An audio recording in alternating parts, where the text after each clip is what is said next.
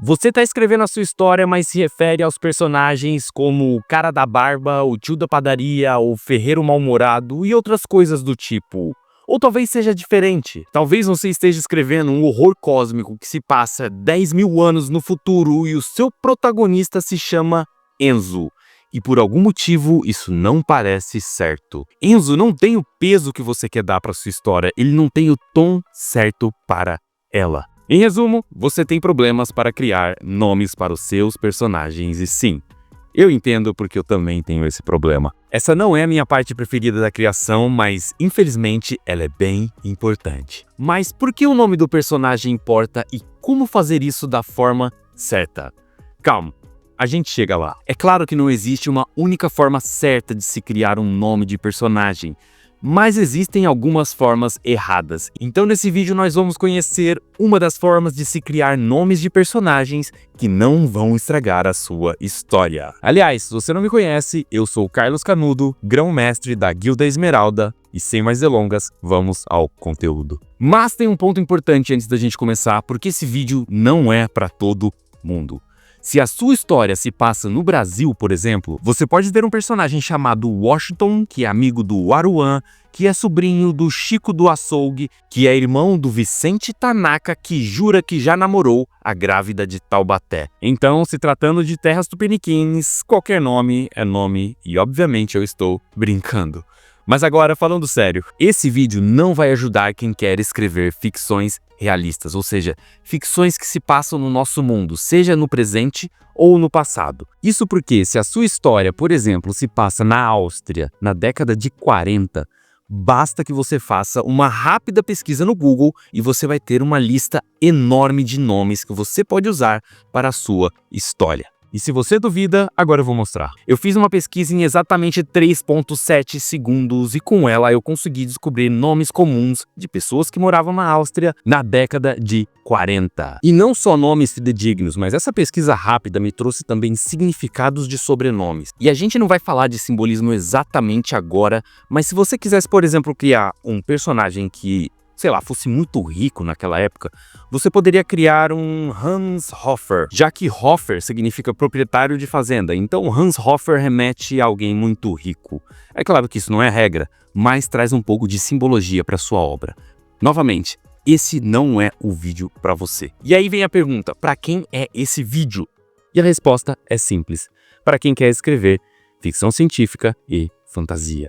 Porque talvez um personagem paladino pedrão possa soar meio estranho na sua fantasia épica medieval. E agora vamos responder a pergunta, por que nomes importam? Para responder isso, eu fiz uma prova valendo 3 pontos na média. Do lado esquerdo, eu coloquei o nome de 3 personagens e do lado direito, 3 gêneros narrativos. O objetivo aqui é encontrar o gênero narrativo de cada personagem. Vamos começar com uma fácil.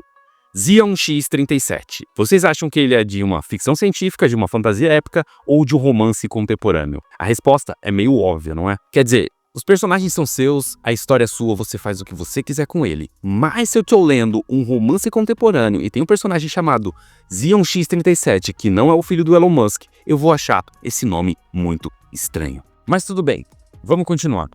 Vamos falar agora do Cedric Thorne. Você imagina um Cedric Thorne voando numa nave espacial 100 mil anos no futuro numa galáxia tão distante? Soa meio estranho, não é? O Cedric Thorne também não faria parte de um bom romance contemporâneo, mas ele se encaixaria perfeitamente em uma fantasia épica. Sir Cedric Thorne, o não amado. E por último, nosso querido Miguel Ventura. O nome dele já é caliente por si só, certo? E eu não preciso dizer nada, ele com certeza é o protagonista ou par romântico de um romance contemporâneo. E talvez agora você esteja pensando que isso tudo é meio caricato, talvez até clichê. E, bem, o nosso cérebro não se importa muito com isso, porque de forma inconsciente ele tende a associar nomes com alguns gêneros e, na verdade, com outras coisas que a gente vai ver aqui ao longo do nosso vídeo.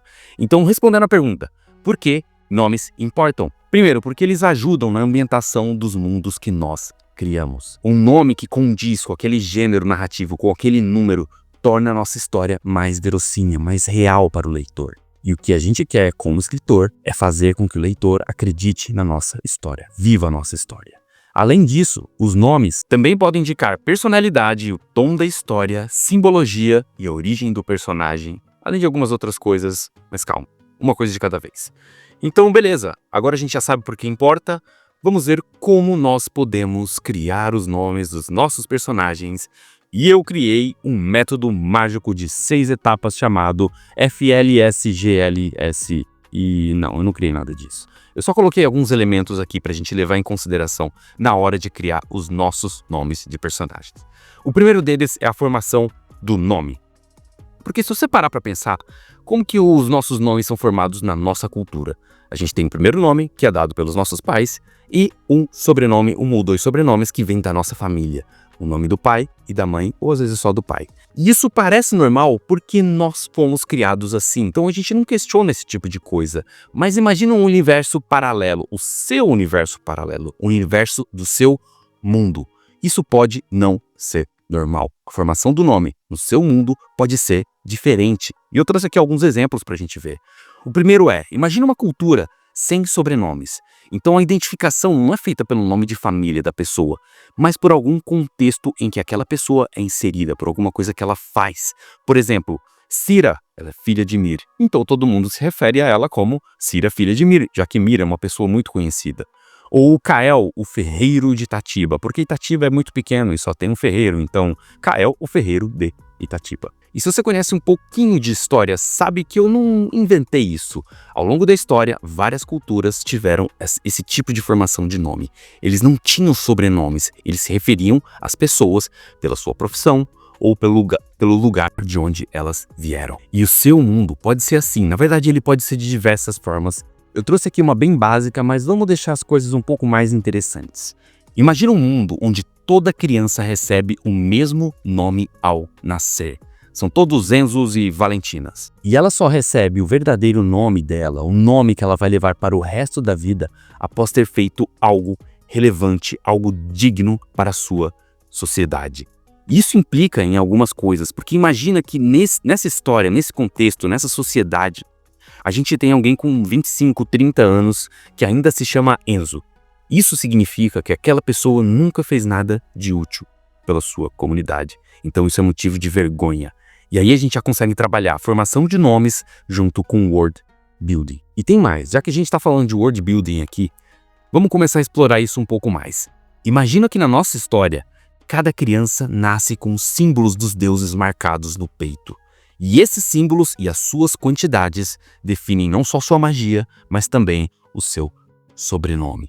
Então o sobrenome das pessoas não indicam de que família elas vieram, nem de que local elas vieram, mas indicam os poderes mágicos que ela tem e o quão poderosas elas são, porque quanto mais sobrenomes, mais símbolos dos deuses e mais poderes você tem. E aqui a gente já mistura formação de nome, word building e sistema de magia, o que é muito legal. Tá, mas agora eu tenho que admitir uma coisa. Esse primeiro elemento, ele é totalmente opcional. Porque o seu livro não precisa disso tudo. Ele pode ter um nome normal, como a gente dá aqui no nosso mundo mesmo. E aí você tá se perguntando, tá, Canudo, mas se é opcional, por que você começou por ele? Não é óbvio? Porque se eu deixasse pro final, vocês iam pular essa parte. Então se você não quer fazer isso, não quer trabalhar a formação do nome na sua obra, não tem problema nenhum. Vamos para o segundo elemento, que é a língua base dos seus nomes. Para quem nunca viu uma árvore, isso é uma árvore. Brincadeira. Isso é representação de uma árvore genealógica da linguagem. E se você não sabe o que é isso, é basicamente uma metáfora para explicar e mapear as conexões entre grupos linguísticos. Ou seja, imagine que algumas línguas que a gente fala hoje em dia, tipo português, italiano, francês, no passado elas eram uma língua só. Ou seja, as línguas modernas são derivadas de outras línguas que existiram no passado. E por isso a analogia da árvore genealógica da linguagem. Porque nessa analogia, cada linguagem antiga seria um tronco ou um galho. E desse galho surgiriam subgalhos, galhos menores, que são as linguagens menores. Mas calma, a gente não vai tratar todas as linguagens aqui, nem todos os galhos dessa árvore. Eu vou trazer um exemplo muito simples para tentar ilustrar melhor o que eu estou querendo dizer. Alguns dos principais galhos europeus. Por exemplo, o germânico, que derivou as línguas inglesas, o alemão, o holandês, o sueco e o norueguês. Todas essas 5 línguas são derivadas de uma mesma língua mãe. No nosso caso, o românico ou itálico ele derivou o português, o espanhol, o francês, o italiano e o romeno. E com isso a gente tem diversos outros galhos, por exemplo, o eslavo, o celta, o helênico, o indo-iraniano, que tem gente que divide em dois, báltico, armênico, albanês. Isso eu só estou falando dos principais e dentro dos galhos europeus. Se a gente for para outras regiões do mundo, como a África ou a Ásia, isso aqui fica gigantesco. E por que eu estou trazendo isso? Porque quando você for criar os nomes dos seus personagens para que eles sejam coesos, uma boa ideia seria basear a criação dos nomes em uma língua única. Isso pode ser meio complicado pra gente que tá aqui no Brasil, porque a piada que eu fiz lá atrás era uma piada, mas meio que tem um fundo de verdade. Porque aqui no Brasil, os nossos nomes são derivados de diversos lugares. A gente tem uma mistura louca e muito bonita aqui no Brasil, mas que pode atrapalhar um pouquinho na hora de escrever uma fantasia ou uma ficção científica. Então a minha dica aqui é: escolha um galho e baseie os nomes dos seus personagens nesse galho. E se você está se perguntando agora, tá, mas eu não entendo nada de lituano e letão, como que eu vou basear os nomes dos meus personagens no galho báltico?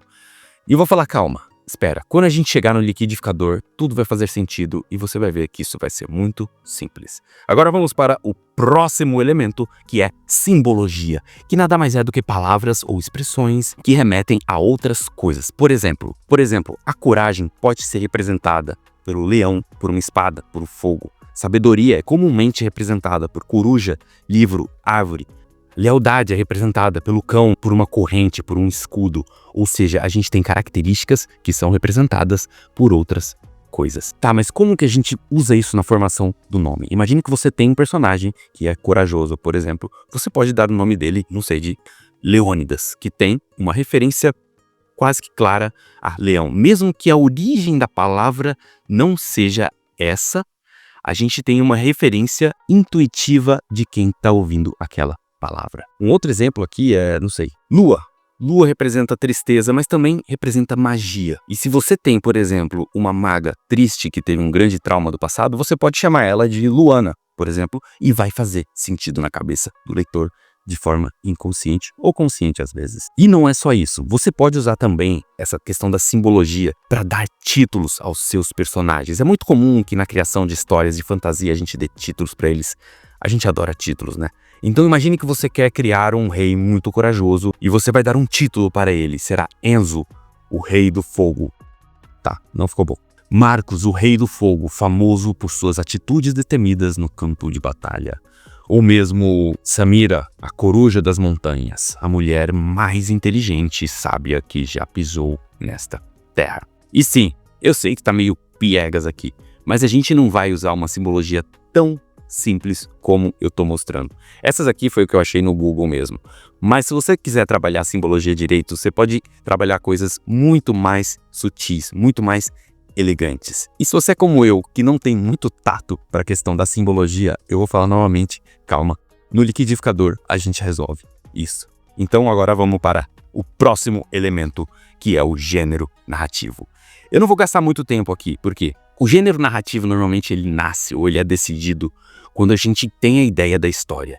Ou seja, antes de começar a escrever, de começar a estruturar a história, eu já penso em qual gênero narrativo essa história vai ter. E se você me acompanha aqui no canal, você já sabe do que eu tô falando. Mas se você é novo, eu não tô falando de gênero narrativo do tipo conto, novela ou romance. Eu tô falando do conceito que é mais amplamente utilizado no resto do mundo, que é de ação, fantasia, romance, terror, horror e etc. E como eu já mostrei lá no início do vídeo, alguns gêneros narrativos remetem a alguns tipos de nomes. Vocês lembram do Xeon X-37? Então, ficção científica, certo? E aí, se você quer escrever uma história de determinado gênero e quer algum nome que combine, leia aquele gênero. Pesquise histórias que combinem com aquele gênero. Dessa forma, se você pegar nomes parecidos com aqueles dessas histórias que você quer, o cérebro do seu leitor, de forma inconsciente, vai associar esses nomes com aquele tipo de história. Mas, novamente, a gente pode resolver isso com o nosso liquidificador. E agora é a hora dele. Eu só vou recapitular aqui antes da gente ir. Primeiro a gente falou de formação de nomes, depois de língua base, depois de simbologia e agora há pouco de gênero narrativo. E como que a gente vai usar isso tudo se eu tenho dificuldade para criar um simples nome? Se a gente estivesse no passado, para você fazer isso, você teria que ter semanas, talvez meses ou até anos de pesquisa. Você teria que consultar livros, artigos acadêmicos e talvez até conversar com especialistas da área. Mas nós não estamos no passado, nós estamos no presente, eu acho. E no presente existe uma coisa incrível chamada ChatGPT. Mas calma, não vai embora do vídeo ainda. Mesmo que você não goste do ChatGPT, a gente só vai usar ele como ferramenta aqui, que é o que ele é. E eu não falei do ChatGPT antes por 2 motivos. O primeiro é que eu não queria afastar quem não gosta de inteligências artificiais. E o segundo é que eu também não queria atrair o tipo de público que acha que vai dar 3 comandos no ChatGPT, ele vai escrever 163 livros e a pessoa vai ficar milionária em 3 meses. Não é isso. A gente vai usar o ChatGPT como uma ferramenta. Como ele já leu tudo que tem na internet, ele vai ajudar a gente e muito a criar os nomes dos nossos personagens de forma fácil e rápida. Você só precisa saber o que perguntar para ele. E se você já entende um pouco de IA ou já usou algumas vezes o ChatGPT, você sabe o que é um prompt, que nada mais é do que um comando que a gente vai dar para o ChatGPT ou para nossa IA. Para que o ChatGPT nos dê as respostas que nós queremos, boas respostas, nós precisamos de um bom comando, nós precisamos de um bom prompt. E eu escrevi um aqui com tudo que a gente viu até agora.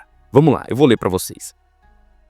Preciso que você atue como um consultor literário para me ajudar com a criação de nomes para os meus personagens. Minha obra é uma fantasia sombria, coloquei o gênero, portanto, quero que os nomes sugeridos sejam aderentes a este gênero. Os nomes dos personagens são baseados na língua báltica. E no mundo em questão, não há sobrenomes. Eu coloquei aqui sem sobrenomes só para simplificar o vídeo. Continuando. Agora, gere uma lista com 10 nomes masculinos e femininos baseados nestes critérios. Ao lado de cada nome, adicione significado e simbologia. Aqui eu pedi para ele gerar 10 nomes para a gente ver uma diversidade entre os nomes. Mas se você tem um personagem específico na sua cabeça que tem características específicas, você pode pedir para o ChatGPT fazer 5 sugestões de nomes, por exemplo, baseados na descrição do seu personagem. Assim, os nomes vão ter uma aderência maior às características que daquele personagem que você criou. Vamos aos resultados. Bem, eu não peguei os 20 nomes que ele gerou, mas eu peguei 6 que eu achei muito legal. E eu vou ler para vocês e vocês mesmos vão tirar as próprias conclusões. O primeiro é Tavrik, sangue endurecido, marca de guerreiros que não temem a dor. Um nome popular entre líderes tribais. Egres, olho que arde na neblina, associado a videntes e observadores do além. Tem conotações de mistério e sabedoria. Keldas, mão esquecida dos deuses, traz a ideia de abandono divino, sobrevivência solitária, usado por eremitas e exilados. Agora vamos às mulheres. Naurélia, chama que dança no túmulo, nome poético e sombrio, associado a feiticeiras que lidam com espíritos. Velmaja, filha do véu da noite, nome de linhagens ocultas, costumam marcar mulheres nascidas em eclipses. E Tessira, corte da serpente, representa a sabedoria letal, é o nome de caçadoras e diplomatas venenosas. No passado, nós teríamos que gastar muito tempo para chegar nesses nomes simples com tanto significado. Mas com o ChatGPT, isso é feito quase de forma instantânea. E você pode estar se perguntando, tá, Canudo, mas você põe a mão no fogo que esses significados estão certos, que esses nomes eles têm origem ou têm alguma derivação da língua báltica? E eu vou dizer para vocês, não, eu não ponho, porque eu não entendo de linguagem, muito menos da língua báltica. Mas aí vem o ponto. Isso não importa. Porque a não ser que você queira ser o novo Tolkien, o que a gente está procurando aqui são nomes coerentes, nomes coesos com o nosso mundo. A gente quer escrever um livro, a gente não quer criar uma nova linguagem. E quando eu leio esses nomes, esses 6 nomes e os outros também que o ChatGPT criou, na minha cabeça eles todos pertencem ao mesmo universo. Esses nomes se parecem, eles têm o poder de fazer o leitor acreditar que todos eles nasceram numa mesma cultura. E para nós, escritores, é isso que importa, a imersão que a gente vai trazer aos nossos leitores. E esse é o nosso liquidificador que nos ajuda muito Agora você tem que saber o que perguntar, saber o que colocar no prompt. E por isso que eu citei os 4 elementos anteriores. Porque se você pedisse simplesmente para o ChatGPT gerar 10 nomes aleatórios para sua história, talvez ele gerasse uns nomes meio bizarros que não fizessem sentido entre si. Mas da forma como a gente fez aqui, a gente tem coerência, a gente tem coisa. E agora vamos para o último dos elementos, a sonoridade. Eu coloquei esse nome por falta de um nome melhor, mas eu vou explicar da mesma forma como eu expliquei a questão do gênero narrativo. Eu vou fazer uma provinha aqui. Do lado esquerdo, nomes de personagens. Do lado direito, papel do personagem na trama. A gente tem o protagonista, o vilão, o alívio cômico. E a gente tem o Vaelis, o Zarkael e o Eslindro. Eu vou começar com o mais fácil. Eslindro, vocês acham que ele é um protagonista, um vilão ou um alívio cômico? Bem, na minha história, o Eslindro nunca seria um protagonista. E também não seria um vilão, a não ser que eu quisesse que esse vilão fosse meio caricato. Eslindro, dentre essas 3 opções, seria um alívio cômico. E por que eu deixei esse 6º elemento por último? Porque ele é o mais subjetivo de todos. Pode ter alguém aí agora que tá me assistindo que tá pensando, não, cara, Eslindro é tipo o protagonista, é o cara fodão da obra. E eu não vou ter como discutir isso, porque realmente pode ser que na sua cabeça, quando você leu esse nome, ou quando você ouviu esse nome, você pensou um protagonista fodão. Mas não dá pra negar que a sonoridade do nome do personagem gera alguns sentimentos ao leitor. Eu não vou entrar na questão teórica aqui. Eu vou deixar no campo da subjetividade e vocês me dizem nos comentários se vocês concordam ou não com essa parte. Mas vamos continuar. Eu tenho agora Vaelis e Zarkael. Aqui, na minha opinião, ambos caberiam nos 2 papéis. Zarkael remete ou lembra o nome de um anjo, Gabriel, Rafael. Então a gente tem isso na nossa mente. Ele poderia ser um protagonista. Na minha cabeça, ele se encaixaria melhor como um vilão, ainda mais num gênero de fantasia sombria.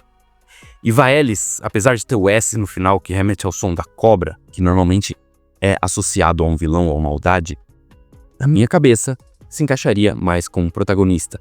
Mas veja que aqui não tem muito essa diferença clara que nem eu falei com o Eslindro. Eu acho que aqui ficaria um 50-50 se eu fizesse uma pesquisa. Mas essa questão da sonoridade não é algo que deveria ser ignorado por vocês, escritores, porque ela tem sim um poder grande na mente dos leitores, seja ela de forma consciente ou não.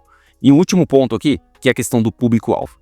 É claro que nesse nosso exemplo, eu estou falando de fantasia sombria e não tem fantasia sombria para criança. Mas eu já estava com o ChatGPT aberto e falei, mude esses nomes para uma obra infantil. E ele mudou os nomes para Valik, Zelin e Elino. Ou seja, o seu público também pode ter um impacto na sonoridade dos nomes dos seus personagens. Veja que Valik, Zelin e Elino são nomes mais simples, mais rápidos de dizer, que para uma criança faz mais sentido. Então se você quiser, você também pode adicionar esse ponto na hora de fazer o seu prompt para o ChatGPT, ou na hora de fazer a sua pesquisa. Vai que você odeia o ChatGPT e quer fazer tipo tudo na mão. Sei lá, vai na biblioteca da sua cidade e pesquisa. Nada contra. Mas eu acho que essa é uma das formas que atualmente é a mais simples de se fazer, de se criar nomes de personagem e que geram bons nomes de personagem. E hoje não tivemos o café, ou seja, vocês não terão que comprar livro nenhum, mas vocês vão ter que deixar o like, se inscrever no canal e compartilhar esse vídeo com a sua professora de matemática. Espero ter ajudado, por hoje é só.